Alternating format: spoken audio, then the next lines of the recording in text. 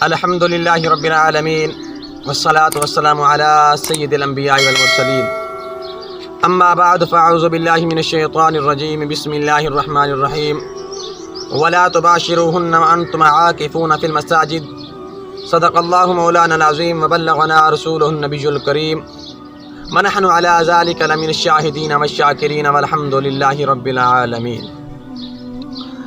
سر محفل کرم اتنا میری سرکار ہو جائے، سر محفل کرم اتنا میری سرکار ہو جائے، نگاہیں منتظر رہ جائیں اور دیدار ہو جائے۔ اگر آنا تیرا اس بزم میں ایک بار ہو جائے، تمہاری ایک نظر ٹھہرے اور ہمیں دیدار ہو جائے۔ غلام مصطفیٰ بن کر میں بک جاؤں مدینے میں، محمد نام پہ سودا سرے بازار ہو جائے۔ سامعین، ناظرین، آج جس موضوع پہ لب کشائی کرنی ہے وہ ہے فوائد اعتکاف اور ضروری مسائل۔ سب سے پہلے کہ رب لم یزل نے جس بھی چیز کو کائنات کے اندر پیدا فرمایا تو بے مقصد پیدا نہیں فرمایا، اس کے پیدا ہونے کا کوئی نہ کوئی مقصد ضرور ہے۔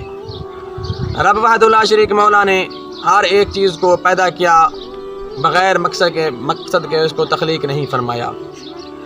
رب لم یزل نے اپنے پیارے کلام کے اندر ارشاد فرمایا وما خلقت الجن والانس الا لیعبدون، ہم نے انسان اور جنوں کو اپنی عبادت کے لیے فقط پیدا فرمایا ہے، یعنی کہ جنات اور انسانات فقط رب لم یزل کی عبادت کے لیے پیدا کیے گئے ہیں، لیکن ہم اپنے اس مقصد کو بھول چکے ہیں، وہ ہمیں مقصد آج یاد نہیں رہا۔ تو ہر چیز کا کوئی نہ کوئی مقصد ہے میرے سامعین محترم ناظرین۔ تو صرف انسان اعتکاف اس لیے رب کی پاک بارگاہ میں 10 دن کے لیے اپنی ہر ایک چیز کو چھوڑ کر، اپنے کاروبار کو، اپنے بزنس کو، اپنے گھر، اپنے بچوں اور بیوی کو، ہر ایک چیز سے الگ ہو کر، دنیا سے بے نیاز ہو کر رب وحدہ لا شریک مولا کی پاک بارگاہ میں آتا ہے، صرف اس کا مقصد یہی ہوتا ہے کہ مجھ سے خدا راضی ہو جائے۔ خدا کی رضا کو طلب کرنے کے لیے وہ مسجد میں 10 دن کا اعتکاف کرتا ہے تاکہ اسے خدا کا قرب حاصل ہو جائے۔ اور کئی سارے ایسے معاملات دنیاوی ہوتے ہیں جن کو وہ چھوڑ کر صرف اور صرف اللہ تبارک و تعالیٰ کی عبادت میں وقت کو گزارتا ہے۔ اللہ کے گھر میں نہ دنیا کا غم ہے، نہ بیوی بچوں کا، نہ کسی رشتہ دار کا، کسی چیز کا غم نہیں، فقط اعتکاف کرنے والے کی منشا، طلب، رضا یہی ہوتی ہے کہ کسی نہ کسی طرح مجھ سے خدا راضی ہو جائے۔ مگر خدا کی ذات اتنی رحیم و کریم ہے، وہ اپنے بندے کے اتنا قریب ہے کہ رب لم یزل فرماتا ہے نحن اقرب الیہ من حبل الورید، فرمایا کہ میں انسان تیری شاہ رگ کے بھی زیادہ قریب ہوں، لیکن تمہاری زبان پر آئی ہوئی بات کو کیا، تمہارے دل میں جو کچھ چھپا ہے اس کو بھی رب لم یزل جانتا ہے۔ تو سامعین عزیز وقار، یہ دنیا کی رنگینیاں چند دن کی ہیں، یہ دنیا ہمیشہ رہنے والی چیز نہیں ہے، یہ ایک نہ ایک دن چلی جائے گی۔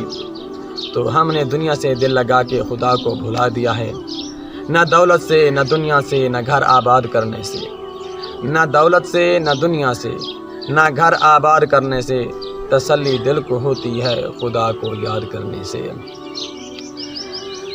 اعتکاف کی فضیلت بیان کی جاتی ہے۔ اعتکاف کی سب سے بڑی فضیلت یہ ہے کہ اعتکاف میں ایسی عبادت کی جائیں کہ جن سے اللہ تبارک و تعالی بہت راضی جلد ہو جاتا ہے۔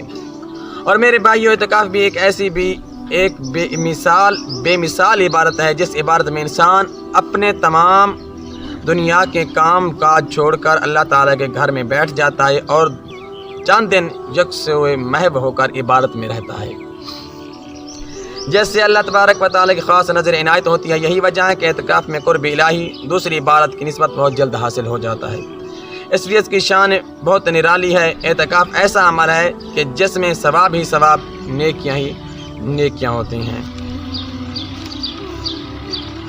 نبی کائنات صلی اللہ تعالیٰ علیہ وسلم نے ارشاد فرمایا، حضرت امام حسین پاک رضی اللہ تعالیٰ عنہ روایت فرماتے ہیں کہ جس نے رمضان مبارک میں 10 دن کا اعتکاف کیا تو وہ ایسا ہے جس طرح اس نے 2 حج اور 2 عمرے کیے۔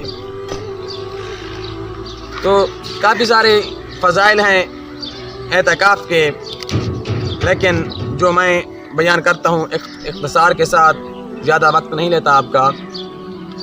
جب بھی مسجد میں داخل ہو تو نیت کر لو۔ اعتکاف کی 3 صورتیں ہیں: مستحب اعتکاف، واجب اعتکاف، سنت مؤکدہ اعتکاف۔ مستحب یہ ہے کہ مستحب اعتکاف کے لیے نہ تو کوئی مدت مقرر ہے نہ روزہ شرط۔ یہ اعتکاف چند منٹوں کے لیے بھی ہو سکتا ہے، یہ چند لمحوں کے لیے بھی ہو سکتا ہے، یہ اعتکاف چند دن کے لیے بھی ہو سکتا ہے، یہ اعتکاف چند گھنٹوں کے لیے بھی ہو سکتا ہے، اور دن بھر کا بھی۔ جب آدمی مسجد میں اعتکاف کی نیت سے داخل ہوئے تو اس کے لیے کوئی مدت مقرر نہیں، بلکہ وہ جب چاہے باہر نکل سکتا ہے، جہاں جانا چاہے جا سکتا ہے۔ یوں سمجھے کہ یہ مفت کا ثواب حاصل کرنے کے لیے ایک ذریعہ ہے۔ اس لیے جب بھی مسجد میں کسی بھی محفل و تقریب کے سلسلہ میں داخل ہونے لگیں تو مفت کا ثواب کمانے کے لیے اعتکاف کی نیت کر لیں، تاکہ جتنی دیر بیٹھے رہو مفت کا ثواب ملتا رہے، گویا جیسے ایک تیر میں 2 شکار، محفل کا ثواب بھی اور اعتکاف کا ثواب بھی۔ نیت: نویت سنت الاعتکاف للہ تعالی، یعنی اردو زبان میں یوں کہے کہ میں نے اللہ تعالیٰ کے مستحب اعتکاف کی نیت کی ہے۔ یہ تھا مستحب اعتکاف۔ اب دوسری جو اس کی قسم ہے وہ ہے واجب اعتکاف۔ اعتکاف واجب یہ ہے کہ آدمی کوئی منت مان لے، مثلا اگر میں امتحان میں پاس ہو جاؤں تو اعتکاف کروں گا۔ واجب اعتکاف میں بھی روزہ شرط ہے۔ اب تیسرے نمبر پہ ہے سنت اعتکاف۔ ان میں کوئی مدت نہیں ہے، کیونکہ جس نے وہ واجب اعتکاف کرنا ہے تو وہ اس کو یعنی کہ مدت کا پتہ بھی ہے، اس نے منت جو مانی ہے، نظر مانی ہے، اس کے تحت وہ پورا کرے گا۔ اور جو سنتیں ہے اس کے اوپر اس کو اختیار نہیں ہے، وہ اللہ اس کے رسول کے فرمان کے مطابق ہی اس کو کرنا ہوگا۔ رمضان مبارک کے آخری عشرے کا اعتکاف سنت مؤکدہ ہے، اور یہ اعتکاف 20 روزے یعنی کہ 20 رمضان مبارک کے دن غروب آفتاب سے پہلے یعنی کہ سورج غروب نہ ہوا ہو اس وقت آدمی بیٹھ جائے مسجد میں، اور عید کا چاند نظر آنے تک، جب تک کہ عید کا چاند نظر نہ آئے تو وہ مسجد سے باہر نہیں جا سکتا۔ اعتکاف کا حکم یہ ہے کہ کسی شہر یا بستی میں یا ایک شخص اعتکاف کر لے تو تمام مسلمانوں کے ذمہ سے اتر جائے گا۔ بعض مقام پر لکھا ہے کہ بستی یا شہر سے چند آدمی بھی اعتکاف کر لیں تو تمام بری ذمہ ہو جائیں گے۔ اگر ایک شخص بھی اعتکاف نہ بیٹھا تو سب گناہ گار ہوں گے، یعنی کہ یہ فرض کفایہ کے زمرے میں آیا ہے کہ اگر ایک شخص بھی ایک علاقے سے ایک بستی سے بیٹھ جائے گا تو سب بری ذمہ ہو جائیں گے، سب سے ادا ہو جائے گا، سب کی طرف سے۔ اگر ایک شخص بھی کسی علاقے سے کسی بستی سے نہیں بیٹھے گا تو سب کے سب گناہ گار ہوں گے۔ تو اب ضروری مسائل اعتکاف کی طرف یہ تھی، ان کی فضیلت بیان کی گئی ہے۔ رمضان مبارک کی 20 تاریخ کو غروب آفتاب سے پہلے معتکفین کو چاہیے کہ بنیت اعتکاف مسجد میں داخل ہو جائیں، تاکہ غروب آفتاب کے وقت مسجد میں موجود ہوں۔ جب غروب آفتاب یعنی کہ سورج غروب ہو تو وہ مسجد کے اندر موجود ہوں۔ اگر غروب آفتاب کے بعد تاخیر سے مسجد میں داخل ہوں گے تو رمضان مبارک کے آخری عشرے کی سنت ادا نہ ہوگی، یعنی کہ اگر سورج غروب ہو گیا ہے تو وہ بعد میں مسجد کے اندر داخل ہوا تو اس کا اعتکاف سنت ادا نہیں ہوگا۔ البتہ اس کا سنت اپنا مستحب تو ادا ہو ہی جائے گا، لیکن جس مقصد کے لیے سنت کا ارادہ ہے، نیت ہے، وہ ادا نہیں ہوگا۔ لیکن غروب آفتاب سے پہلے اگر آپ مسجد میں بنیت اعتکاف داخل ہوئے لیکن بعد میں کسی طبی حاجت کے لیے مسجد سے باہر چلے گئے، مثلا استنجا خانے کے چلے گئے، اور 20ویں کا سورج غروب ہو گیا تو اس سے اعتکاف بھی کوئی اثر نہیں پڑے گا، یعنی کہ اس کو اچانک ایسی طبی حاجت پڑ گئی کہ جس کی بنا پہ اس کو جانا ضروری رہا۔ جب وہ مسجد سے باہر جا چکا تو واپس لیٹ آیا تو غروب آفتاب ہو چکا تھا، تو کوئی اس کا فاسد نہیں ہوگا، وہ بھی اس کا مقصد پورا ہو جائے گا۔ شرائط اعتکاف، اب اعتکاف کی شرائط جو ہیں وہ بیان کی جاتی ہیں۔ اعتکاف کرنے والے کے لیے مسلمان ہو، غیر مسلم پہ اعتکاف نہیں ہے۔ عاقل ہونا، یعنی کہ عقل مند ہو، ذہنی توازن بھی ٹھیک ہو، بے وقوف نہ ہو، بات کو سمجھتا بھی ہو، اس کو پتہ بھی ہو، ضروری مسائل بھی جانتا ہو۔ جنابت و حیض و نفاس سے پاک ہونا شرط ہے کہ عورت ہے جو یعنی کہ حیض و نفاس کے پلیدی میں ایام گزارتی ہے تو ان سے بھی وہ پاک ہو، یہ بھی شرط ہے۔ واجب اور سنت اعتکاف میں روزہ شرط ہے۔ یہ یاد رکھیں کہ جو واجب اور سنت ہے نا، اس کے اندر روزہ رکھنا شرط ہے، بغیر روزہ کے اعتکاف نہیں ہوگا، جبکہ نفلی اعتکاف میں روزہ شرط نہیں ہے، جو مستحب ہے، پہلے میں نے عرض کیا ہے۔ اور اعتکاف کرنے والے کے لیے بلوغت یعنی کہ بالغ ہونا بھی شرط ہے، وہ بالغ بھی ہو، نابالغ کے لیے بھی اعتکاف جائز نہیں ہے، بلکہ جو نابالغ اچھے برے کی تمیز کا شعور رکھتا ہو اعتکاف کر سکتا ہے۔ ہاں ایسا بچہ، ایسا آدمی جس کو پاکی پلیدی کا بھی پتہ ہو، وہ جانتا ہو مسائل ضروریہ کو بھی، اور پاکی پلیدی کی بھی تمیز جانتا ہو، اور ادب احترام کے تقاضوں کو بھی مد نظر رکھتا ہو، تو وہ بیٹھ سکتا ہے اگرچہ وہ نابالغ بھی کیوں نہ ہو۔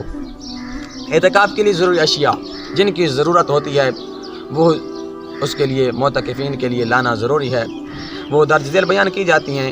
حفاظت سامان کے لیے پردہ لگانے کا کپڑا یعنی کہ کپڑے حفاظت کے لیے لگایا جا سکتا ہے، ڈوری اور سوئی دھاگا، کینچی، مسواک، سرما، تیل کی شیشی، کنگھا، آئینہ، عطر، 2 جوڑے کپڑے، تہبند، امامہ شریف بما ٹوپی، گلاس، پیالہ، کپ، پلیٹ، تھرماس، دسترخوان، دانتوں کے خلال کے لیے تنکے، صابن، تولیہ، غسل احتلام کے لیے احتیاطاً بالٹی اور ڈونگا، رومال، چھری، قلم، قرآن پاک، اسلامی کتابیں، ڈائری، بچھونے کے لیے چٹائی، ضرورت ہو تو تکیہ اور اوڑھنے کے لیے چادر یا کمبل، پیٹ درد، سر درد، بخار، نزلہ وغیرہ کے لیے چند عام ادویات یہ بھی ضروری ہے، وغیرہ وغیرہ، جیسا کہ آج کے دور حاضرہ کے اندر جس چیز کی ضرورت ہے تاکہ اس کو اچانک کوئی درد زدہ ہو، کوئی تکلیف ہو تو صاف ظاہر ہے کہ بیت تو جا نہیں سکتا، اس کے لیے منع ہے، اور اس وقت رات کے اندھیرے میں ڈاکٹر بھی میسر نہیں ہے، تو اس کو چاہیے کہ ان ضروری اشیاء کو اپنے پاس ضرور رکھے تاکہ اس کو پریشانی نہ ہو۔ اب آتے ہیں حدود مسجد، یعنی کہ مسجد کی کس حد کے اندر معتکفین کو رہ کر اعتکاف کرنا چاہیے۔ معتکف یعنی اعتکاف کرنے والا ایک لمحے کے لیے بھی شرعی اجازت کے بغیر حدود مسجد سے باہر چلا جائے تو اس سے اعتکاف ٹوٹ جاتا ہے۔ کوئی شرعی اس کو عذر نہیں تھا تو وہ باہر چلا گیا تو اس کا اعتکاف ٹوٹ گیا۔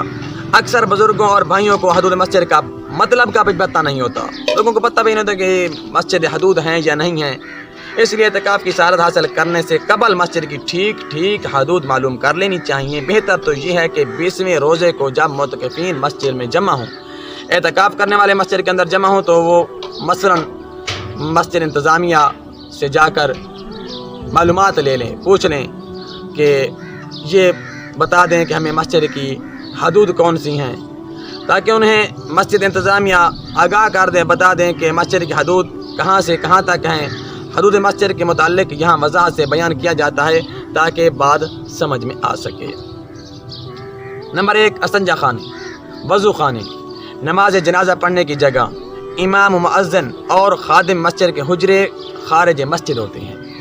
یہ چیزیں جو استنجا خانہ، وضو خانہ، نماز جنازہ پڑھنے کی جگہ، امام و مؤذن اور خادم مسجد کے حجرے، یعنی کہ جو حجرہ ہوتا ہے مسجد کے ساتھ متصل ہوتا ہے، یہ مسجد سے خارج ہوتے ہیں، مسجد سے باہر ہوتے ہیں۔ اگر معتکف اس حصہ میں شرعی عذر کے بغیر ایک لمحے کے لیے بھی چلا جائے تو اس سے اعتکاف فاسد ہو جائے گا، یعنی اس کا اعتکاف ٹوٹ جاتا ہے۔ دوسرے نمبر پہ جن مسجدوں میں وضو خانے اصل مسجد کے باہر ساتھ ملے ہوتے ہیں، وہاں عموماً معتکفین وضو خانوں کو بھی مسجد کا حصہ سمجھتے ہیں، یہ سمجھتے ہیں کہ یہ مسجد کا حصہ ہیں۔ اعتکاف کی حالت میں بے دھڑک وہاں آتے جاتے رہتے ہیں، جس سے اعتکاف فاسد ہو جاتا ہے اور ان کو خبر بھی نہیں ہوتی، علم بھی نہیں ہوتا، یہ بھی ضروری ہے۔ اور تیسرا، مسجد میں داخل ہونے سے پہلے جہاں جوتے اتارے جاتے ہیں، جہاں جوتے اتار دیے جاتے ہیں، وہ جگہ بھی خارج مسجد ہوتی ہے، وہ بھی مسجد کے اندر نہیں ہے، یہاں بھی معتکف نہیں جا سکتا۔ اگر بغیر کسی شرعی عذر کے وہ چلا گیا تو اس کا اعتکاف فاسد ہو جائے گا۔ چوتھے نمبر پہ مسجد کے زینے جن پر چڑھ کر لوگ مسجد میں داخل ہوتے ہیں، یعنی کہ سیڑھیاں ہوتی ہیں بعض مساجد کے اندر، وہ بھی عموماً مسجد سے خارج ہوتے ہیں، اس لیے معتکف کو شرعی ضرورت کے بغیر وہاں جانا بھی ناجائز ہے، وہاں بھی نہیں جا سکتا۔ نمبر 5، بعض مسجدوں کے صحن میں حوض بنا ہوتا ہے، وہ بھی مسجد کے خارج میں ہوتا ہے، لہٰذا اس کے بارے میں بھی یہ معلوم ہونا ضروری ہے کہ حوض کے قریب مسجد کی حدود کہاں تک ہے۔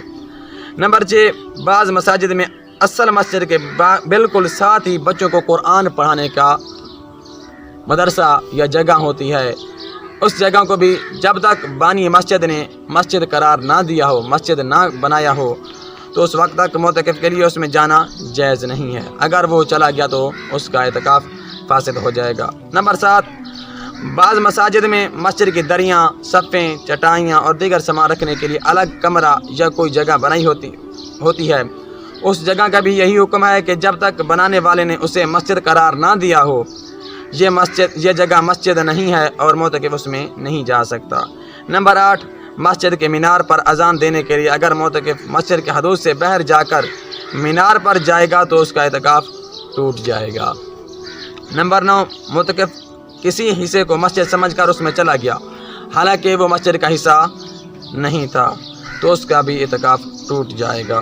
نمبر 10، مسجد کے محراب میں جانا درست نہیں، کیونکہ وہ مسجد کے حدود سے خارج ہوتا ہے۔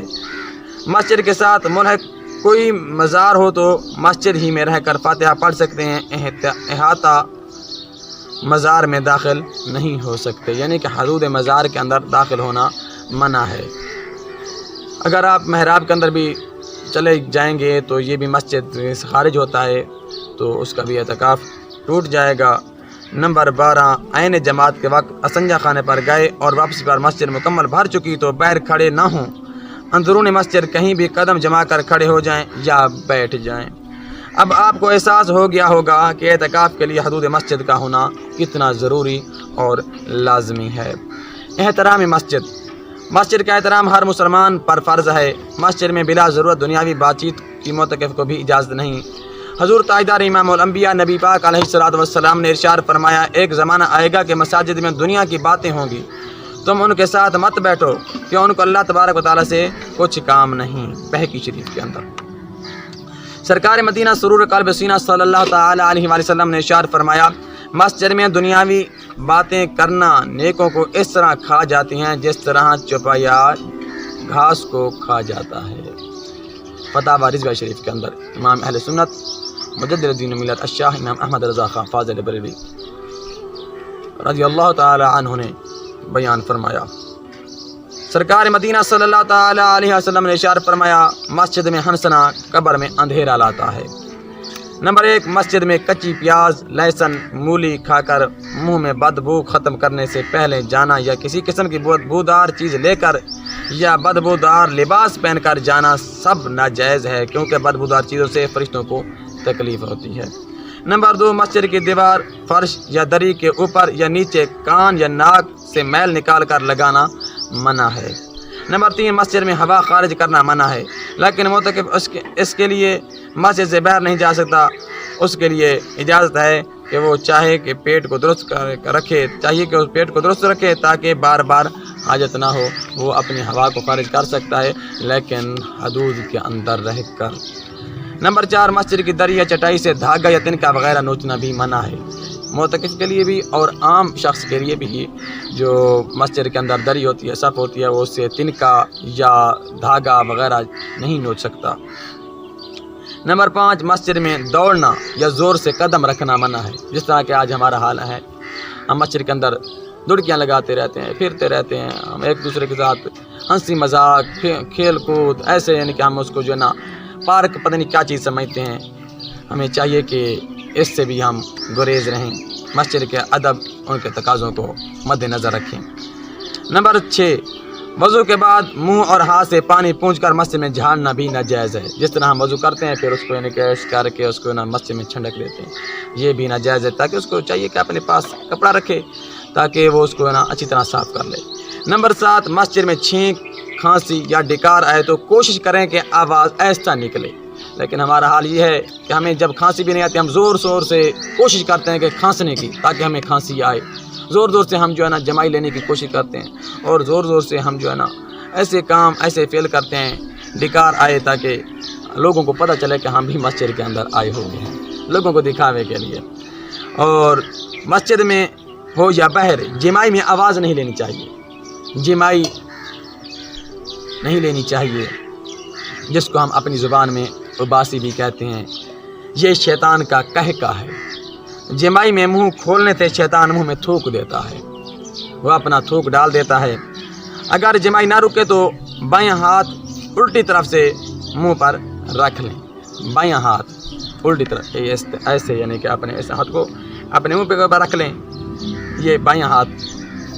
اب یعنی کہ فرنٹ کیمرہ لگا ہوا ہے تو آپ اس کو یعنی کہ بائیں ہاتھ سمجھیں گے ہم، کیونکہ میرا وہ بائیں ہاتھ وہ تھا لیکن یہ دائیں ہاتھ ہے۔ آپ کے لیے آسانی ہو رہی ہوگی کہ یہ آپ کے لیے بائیں ہاتھ واضح ہو رہا ہوگا، لیکن یہ ہے میرا دائیں ہاتھ، لیکن ہم نے بائیں ہاتھ الٹا رکھنا ہے نہ کہ سیدھا رکھنا بھی بائیں ہے، اس کو الٹا ہاتھ کہتے ہیں، سیدھا ہاتھ نہیں، کھبا ہاتھ۔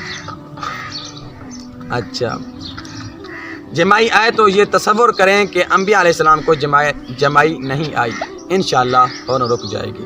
یہ نبیوں کو جمائی نہیں آئی، یہ شیطان کا کہکا ہے۔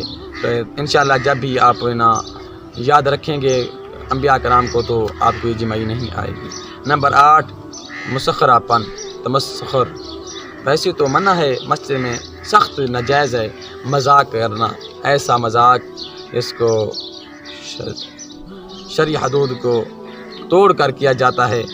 تو کافی سارے ایسے لوگ ہیں جو ان چیزوں کو جو ہے نا سمجھتے ہیں، تو اس چیزوں سے بچنا چاہیے۔ مسجد سے باہر نکلنے کی صورتیں، معتکف ان امور کے لیے مسجد سے نکل سکتا ہے، یعنی کہ مسجد سے باہر جا سکتا ہے اعتکاف کرنے والا، ان کے لیے جو حدود ہیں وہ بیان کی جاتی ہیں، کس صورت میں وہ باہر جا سکتا ہے جس کی شریعت نے اجازت دی ہے۔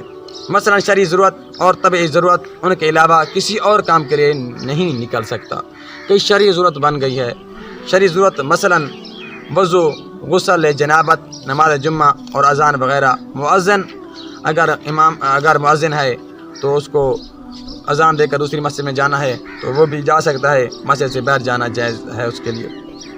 طبعی ضرورت جیسے پیشاب، پاخانہ، اور اگر کوئی کھانا لانے والا نہ ہو تو کھانے پینے کی اشیاء باہر سے لانا۔ مسجد گرنے کی صورت میں دوسری مسجد میں منتقل ہونا جائز ہے۔ وہ امور جن کے لیے مسجد سے باہر جانا جائز نہیں، وہ امور جن کے لیے مسجد سے باہر جانا درست ہے۔ رسول اکرم نبی مختار صلی اللہ تعالیٰ علیہ وسلم کی اس روایت سے اخذ کیے گئے ہیں کہ حضرت عائشہ صدیقہ رضی اللہ تعالیٰ عنہ سے مروی ہے کہ حضرت عائشہ صدیقہ رضی اللہ تعالیٰ عنہ فرماتی ہیں کہ اعتکاف کرنے والے کے لیے اعتکاف کے معاملے میں سنت یہ ہے کہ وہ نہ مریض کی عادت کے لیے جائے، نہ جنازے میں جائے، نہ عورت کو ہاتھ لگائے، اور نہ اس کے جسم کے ساتھ جسم کو مس کرے، نہ کسی حاجت کے لیے مسجد سے نکلے بجز اس حاجت کے کہ جس کے لیے مسجد سے نکلنے کے سوا چارہ نہ ہو۔ مسجد اور روزے کے بغیر کوئی اعتکاف نہیں ہے۔ اب رفع حاجت، وضو، غسل، نماز جمعہ اور دوسری مسجد میں منتقل ہونے کی وضاحت۔ مسجد سے باہر جانے کی ایک ضرورت رفع حاجت ہے۔ متکف مسجد کے ساتھ رفع حاجت کی جگہ تک رکھا جا سکتا ہے۔ اگر مسجد کے ساتھ کوئی رفع حاجت کا انتظام نہ ہو، رفع حاجت کی جگہ اتنی گندی ہو کہ وہاں کپڑوں کے ناپاک ہونے کا احتمال ہو، تو اس صورت میں مسجد کے لیے باہر کسی بھی جگہ پر رفع حاجت کے لیے جا سکتا ہے جہاں جسم اور کپڑے پاک رہتے ہوں۔ اگر معتکف کسی دو گھروں میں سے چاہے قریب والے مکان میں جا کر قضاء حاجت کر لے، دور والے گھر میں نہ جائے۔ نزدیکی مکان میں رفع حاجت کی سہولت ہونے کے باوجود دور والے مکان میں چلا گیا تو اعتکاف ٹوٹ جائے گا۔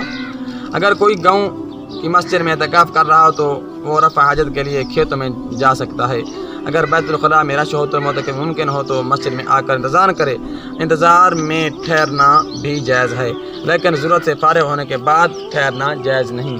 اگر جان بوجھ کر ٹھہر جائے تو اعتکاف ٹوٹ جائے گا، لیکن پیشاب کرنے کے بعد جس کو یہ احتمال ہو کہ کوئی قطرہ باقی رہ گیا ہے یا پھر آئے گا، اس کے لیے استبرا یعنی پیشاب کرنے کے بعد ایسا کام کرنا کہ اگر کوئی قطرہ رکا ہوا ہو تو گر جائے، واجب ہے۔ قضاء حاجت کو جاتے وقت کسی شخص کے ٹھہرانے سے نہ ٹھہرنا چاہیے، بلکہ چلتے چلتے اسے بتا دینا چاہیے کہ میں اعتکاف میں ہوں، اس کے لیے ٹھہر نہیں سکتا۔ اگر کسی کے ٹھہرانے سے ٹھہر گیا اور باتیں کرنے لگا یا حال احوال پوچھنے لگا تو اعتکاف ٹوٹ جائے گا۔ جب کوئی شخص قضاء حاجت کے لیے اپنے گھر گیا ہو تو قضاء حاجت کے بعد وہاں وضو کرنا جائز ہے۔ باقی بھی کافی سارے مسائل موجود ہیں، تو انشاءاللہ جو ضروری اہم مسائل تھے تو میں نے ان کو بیان کر دیا ہے۔ تو اگر آپ کو اور بھی مسائل کی ضرورت ہو تو آپ جو نا کمنٹ میں مجھے بتا دیے، اور انشاءاللہ جلد ہی آپ کو اس کے اوپر آپ کو ویڈیو مل جائے گی۔ اللہ رب العزت ہم سب کو اس ماہ رمضان مبارک کے اندر صحیح معنی سے اعتکاف کرنے کی اور اس کا ادب احترام کرنے کی اور صحیح معنوں کے ساتھ رب کو راضی کرنے کی توفیق عطا فرمائے۔ السلام علیکم ورحمۃ اللہ وبرکاتہ۔